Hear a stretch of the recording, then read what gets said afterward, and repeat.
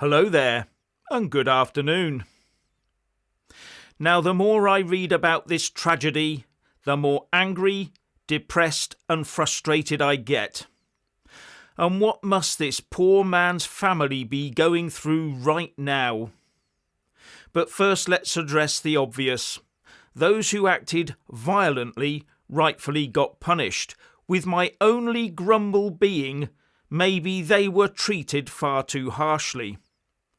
But in my humble opinion, Peter Lynch, a grandfather like me, should never have been given such an outlandish sentence. But the Prime Minister Keir Starmer decided to make an example of him, and many others like him, with Peter Lynch being sadly found dead in his cell on Saturday, reportedly having taken his own life. Is that what you call justice, Prime Minister? Anybody else would call it the persecution of political prisoners. I was hoping that nothing like this would happen, but given the vicious-minded approach of the judiciary to these events, maybe an event like this was sadly inevitable. But nothing we can do now will get Peter back. And now we'll witness the usual back passage protecting process of lessons will be learned. Now, what really gets me is that there's nothing out there to suggest Peter Lynch was a serious serial offender, nor that he acted violently on the day. He held a placard and shouted some words. Question: was anything he shouted or anything on that placard actually illegal? What justified that long sentence, other than a Prime Minister's wish to make it look like the whole of the country was full of far-right thugs? As I say, I can see no justification for the vindictive sentence meted out to him, while those that commit the most heinous acts on our children are set free. One notable example, with a huge gold-plated public sector pension to boot. Oh, and when this inquiry is carried out into Peter's death, they should be looking at how the system got him to plead guilty in the first place. This whole case, just like many others during this period of our history, stinks to high heaven. Anyway, my thoughts go out to the family who have to bear the psychological burden of all of this. It must be horrendous for them. Please pray and hope that they do get over it. And the authorities seemed to do all they could to vilify him. The judge called him a disgraceful example of a grandfather, and he was tarnished as a conspiracy theorist, obviously branding him as somehow lacking. So why wasn't he given more protection then? I've never met Peter nor his family, but I wonder how much different he really was to the rest of us. But those who are truly different to the rest of us and who pose an imminent danger to women and children seem to frequently be let free. Even chasing them down and getting them into court in the first place takes years, if not decades. This event will go down in ignominy. It will be a black mark on the Starmer regime. Now, before I bring Richard in, I just want to remind everyone how sensitive an issue this is. Please be careful what you say in the comments sections. So, what do you think, Richard? I cannot believe it. I mean, it's not unexpected, I suppose, to a certain extent that something like this could happen. We have been hearing reports coming in for quite some time now of the treatment of prisoners, our political prisoners in our jails, in our prisons. And yeah, people have been at their wits' end living in completely unacceptable conditions where they are being targeted for attack and threatened, psychologically abused continuously day and night. And my heart just, I mean, so many of us, so many people, our hearts are broken for the family of Peter Lynch. This is quite an awful situation. I think that Keir Starmer will now have to tread very carefully with his next move and comments, how he reacts to this news. If he goes out, coming out guns blazing, saying, "Oh, well, we're very sorry to hear about the death of a far-right protester," I think that there could be a bit of a bad reaction from the public, and we urge the public to remain calm at this time, because this is a very, very sensitive issue, and we have the 26th, we have this Saturday coming up, Yeah. and we want everyone to remain calm and peaceful, Yeah. and respectful, Definitely. and do that in memory of Peter Lynch, because this is exactly, I'm sorry to say this, but overreaction is exactly what Keir Starmer wants. Yeah. He wants overreaction so he can clamp down harder and call more people far right. This man was a loving grandfather, not some far right idiot and rioter. I mean, look, just look here, right? I'm just reading the newspaper headlines, okay? I'm not going to go into the articles, but BBC, lovely BBC, Rotherham Hotel rioter. Peter Lynch dies, at 61, dies in prison. Rioter. Did he do any rioting? Did he actually riot? Is there a difference between protesting and rioting anymore? Has that distinction been completely removed? I mean, seems like it. It's absolutely awful. The only paper really that has come out at the moment, unsurprisingly, with a headline that says he wasn't a rioter, is the Daily Telegraph. And that was an article written by Isabella Oakeshott, which says, "Was Peter Lynch Britain's first political prisoner?" I think we know the answer to that, and that's a categorical yes. Well, there was Julian Assange. What did he say? No, I mean in the actual press, he was saying about. Oh yes, of course, yeah. There is that. I mean, yeah, that's a different. People forget the history, don't they, when they leap on these things? But anyway, yeah, I mean, yes, but I think that's a slightly different scenario to this one. This one was possibly based on a mass movement of people and their thoughts. Reacting. Well, someone has Lorraine Harvey has just said Starmer evil 666. So that's a an opinion.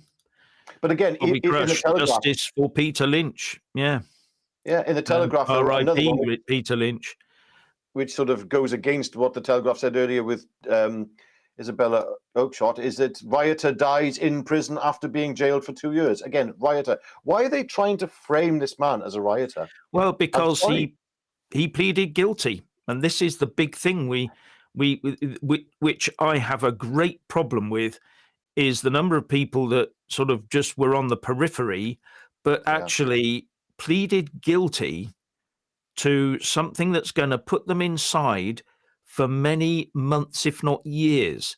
What made them plead guilty? What pressures were applied? And this is what gets me. Why weren't they advised to plead for something lesser? I just don't get this. And it seems that the judges were all too keen to say, well, the maximum is this.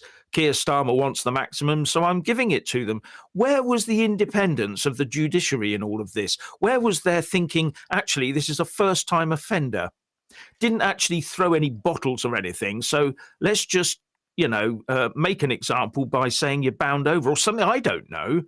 But surely there's a better way than this, putting a person in such a psychological hole that they feel that they've got no other route out. And worse, did they have anyone to talk to?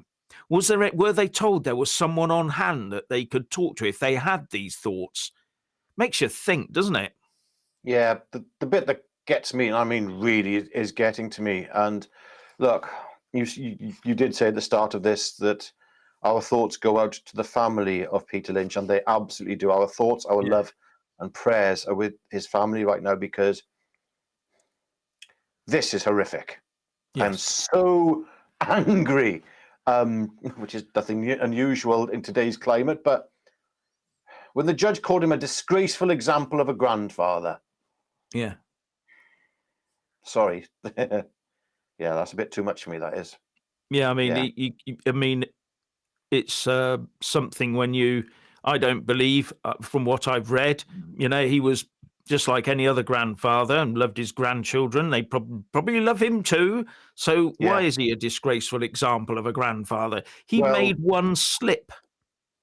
yeah. I mean, but what did he do? What did he Yeah, actually exactly. do that was so dreadful? I mean, he was out there, from what I can gather, protesting, airing his views. Whether they were right or wrong is irrelevant. Yeah. It is irrelevant. I personally have seen no fault in anything he said. But No, the and sheer fact, yeah, though, that he was then put down for this, I'm just sent down for this. I'm just absolutely so annoyed. Disgraceful example of a grandfather. No. If his grandchildren ever get to see this in the future, or his yeah, grandchildren, your grandfather was a hero. There you go. He stood up yeah. for what he thought was right. Okay, Yes, and there's he nothing went wrong out with of his standing up way. for what you think is right. Yeah. Right. He went out of his There's- way to put time aside to go and protest for what he thought was right. Whether it's Yes. right or wrong, you're absolutely right. He made the time and he went Yes. out and did it.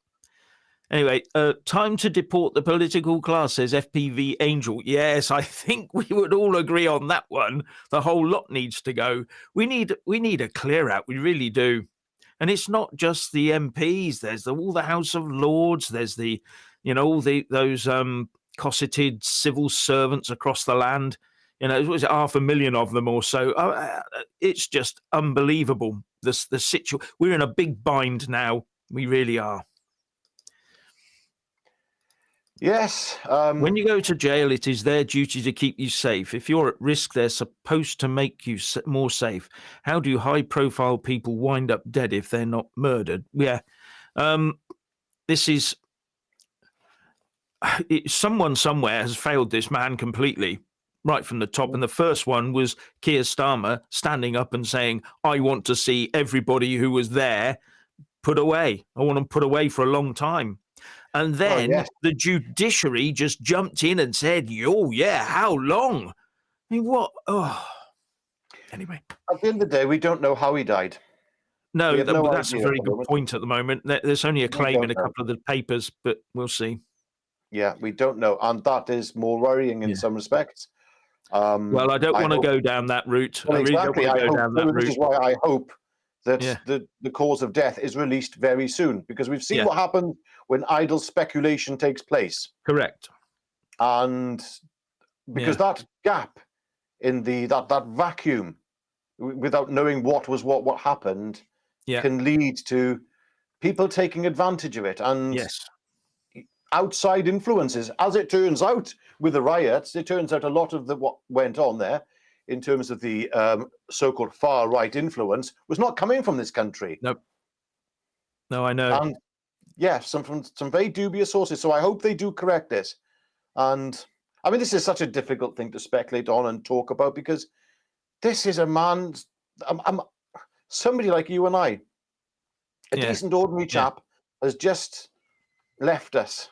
Yeah. And it's horrific. In And he's very family unfortunate behind. circumstances. Yeah. Anyway, Sierra says, meanwhile, an OAP has been beaten up in Bracknell by two youths. The judge gave them a suspended sentence.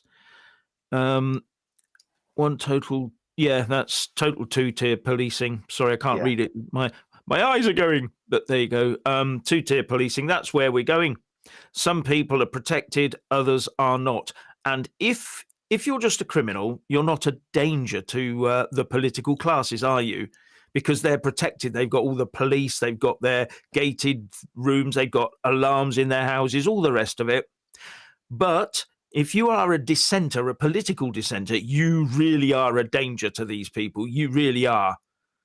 So it's about time we did a bit more dissent and became more dangerous. Nice, peaceful dissent.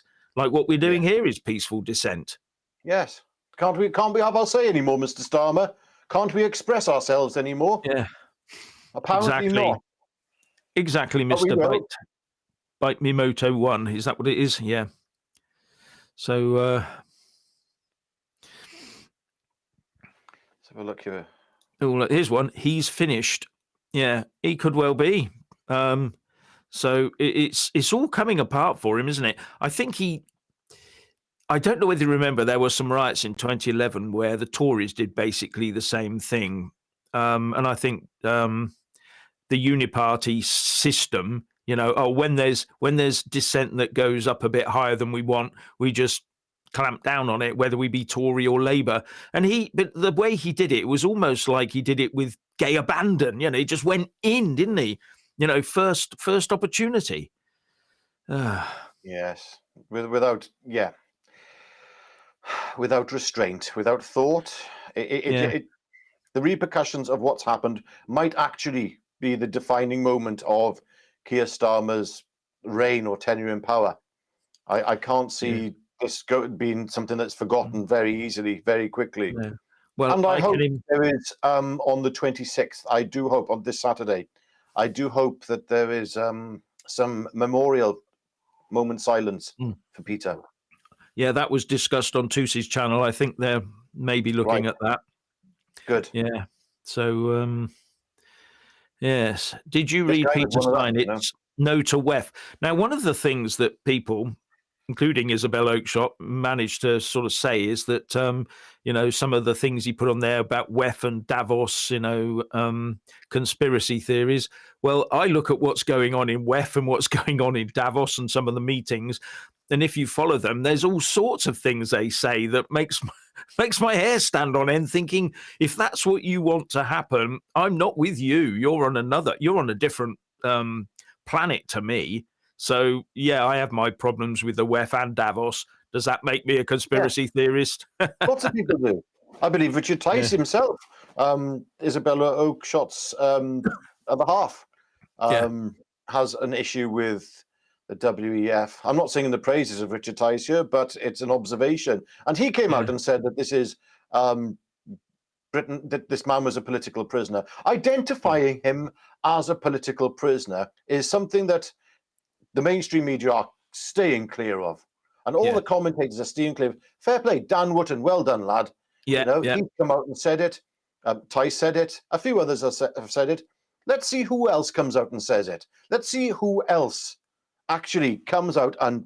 sorry, UKIP. Yeah, UKIP have also come out and mentioned this. I mean, if you want to know who doesn't represent you, who your enemy is, take a look at the ones who remain silent on this. They're the ones. They are your enemy. The real enemy is the ones you can't criticize, the ones that they do you down for criticizing, and there's a lot of those around.